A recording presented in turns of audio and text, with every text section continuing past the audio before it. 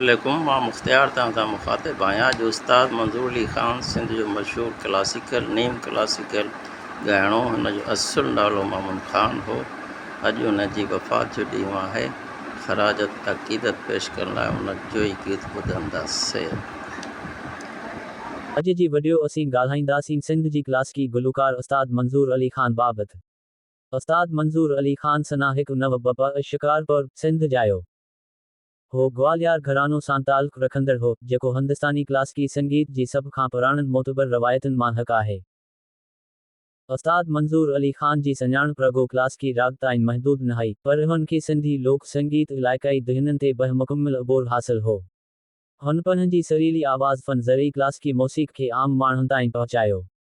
रखिया राग बि हो अहिड़ी सादगीअ सां ॻाईंदो हो जो ॿुधंदड़ हैरान थी वेंदा हुआ। 9 सेप्टेंबर 1982 ते उस्ताद मंज़ूर अली ख़ान हुन दुनिया मां रुख़सत थियो, पर संदसि आवाज़ फन अॼु बि ज़िंदा आहे ईंदड़ नस्लनि लाइ मशहूरु रहा आहे। जेकॾहिं अव्हां खे ही वीडियो पसंदि आए त चैनल सब्सक्राइब करणु न विसारिजो। कमेंट्स ज़रूर ॿुधायो त अव्हां कहिड़ी ॿई लीजेंड बाबति ॿुधणु चाहियो।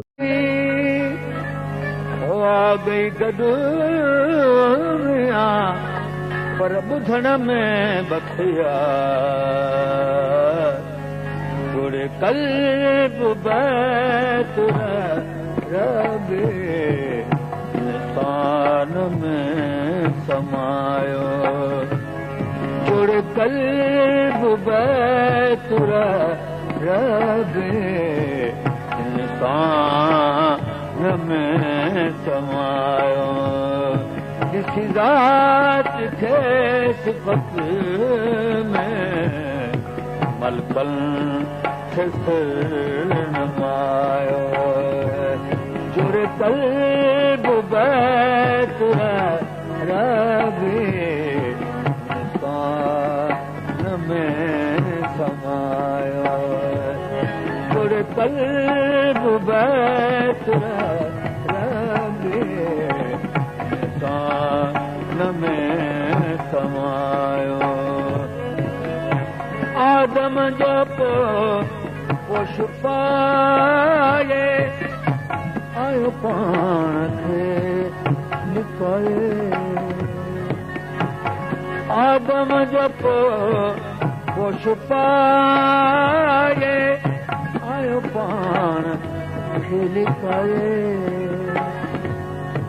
इश्क जो मचा आए खुद इश्क बणिजी आयो, जुड़े कल्ब बैत रबे इंसान में समायो।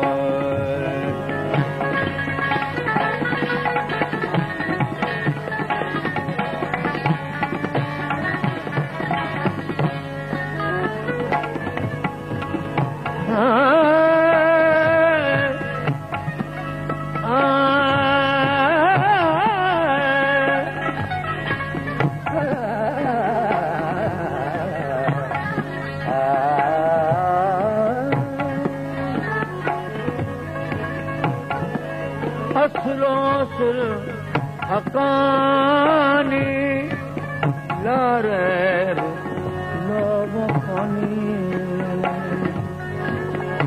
असुर हकानी